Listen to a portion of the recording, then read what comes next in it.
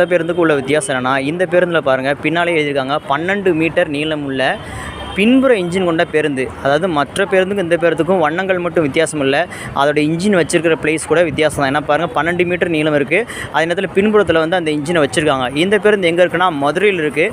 மதுரை எம்ஜிஆர் பேருந்து நிலையத்திலேருந்து லோக்கலில் உள்ள, அதாவது சிம்மக்கல், பெரியார் பேருந்து நிலையம் இந்த மாதிரி இடத்துக்கு போகக்கூடிய C3 பேருந்து.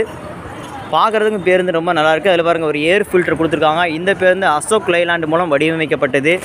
கீழே அழகாக வந்து 10 மீட்டர் இடைவெளி விட்டு வரவும், வளைவில் முந்தாதிய, அவசர உதவிக்கு 108, நிற்க, மழைநீர் சேகரிப்போம் உள்ளிட்ட வாசகங்கள் இருக்குது. ஸ்டாப் அப்படிங்கிற எழுதியிருக்காங்க.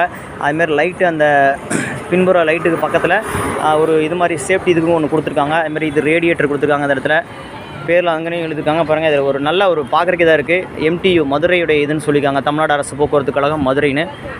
ஸோ இது வந்து என்ன சொன்னால் ஒரு வித்தியாசமான பேருந்து.